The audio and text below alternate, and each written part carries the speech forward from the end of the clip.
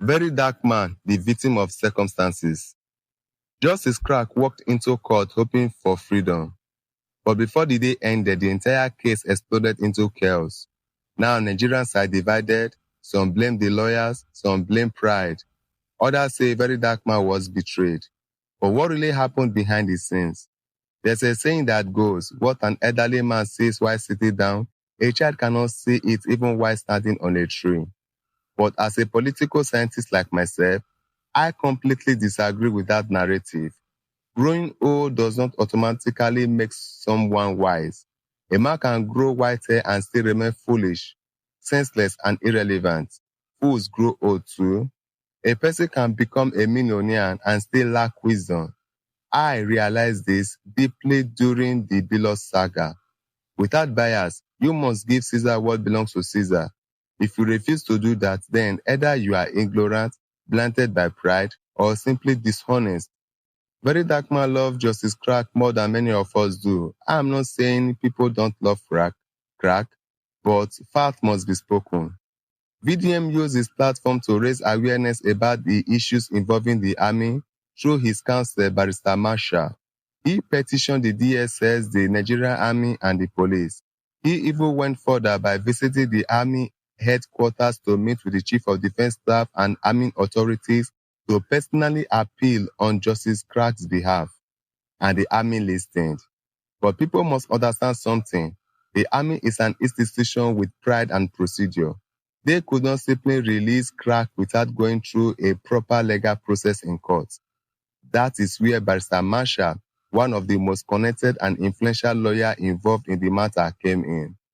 If VDM himself were a lawyer, perhaps he would have handled everything alone. But because he is not, the king was entrusted to Marshall to secure Justice Crack's release. Marshall filed the bail application and pushed the process forward. So how does a lawyer who has already gone that far with his principles suddenly get told not to remain lead counsel, even after traveling down from Turkey, if not pride? Then what is it? Why not allow Marshall complete what he started? Do you think Marshall had no right to withdraw the bail application when he was the same person who filed it from the very beginning? Yet people continue pushing the false narrative that VDM wanted all the glory. But let me ask, if not for pride and ego, who exactly was taking the glory away from anyone? Why are people so biased? Is the hatred for VDM and his effort truly this deep? Where were these same people when VDM stood by Justice Crack after his brother's accident? Where were they when VDM fought publicly for him as a fellow activist? Before the reported compensation of about 15 million naira came, VDM was already supporting him. I was even told VDM bought him a phone. So why is VDM always turned into the victim of circumstance? Why can people not appreciate him for once? Let it be clearly known to Nigerians.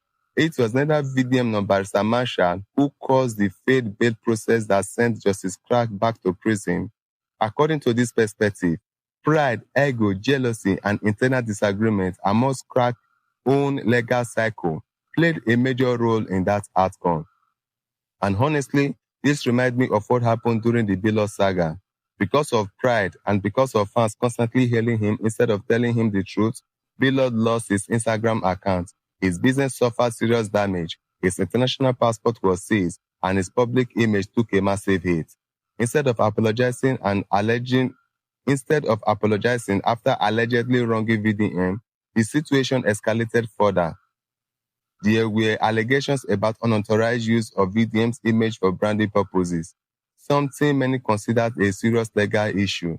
Even when there were opportunities for peace and settlement, pride reportedly prevented the necessary step from being taken. Instead, attention shifted from political activists and public figures who themselves have unresolved controversies surrounding previous protests and legal battles. And today, many of the same problems still remain unresolved. So at what cost? All because of pride. Since husband, who is Linus, has started lying as Laban acting as his name is, why not the wife picked up her phone and apologized to VDM? VDM would have listened to his wife and withdraw the case like Abigail did on behalf of her husband in the Bible towards David. Instead, she started listening to Sowore, who ran away during a Free Nnamdi Kanu protest. Where is Mazi Kanu today? He is in prison. Was Sowore able to bring him out from prison as he promised to? No. Because of pride, what Sowore could have done has now damaged his business and career with his relevance. Knowing fully well that the Rate Presido whom he is fighting is the same Rate that is his highest patronizers. If not, how then does he lose all his followers? So be wise. Finally, friends, whether people like it or not, VDM cannot simply be silent or gaslighted. VDM has come to stay, because if not for VDM's intervention, diplomacy, and influence, Justice Clark might have been facing far heavier charges, possibly even treason-related allegations, and that could have destroyed his future completely. But above all, let us not forget God. As the Bible says, Paul planted, Apollos watered, but God gave the increase. At the end of the day, neither one who plants nor the one who waters deserve all the glory.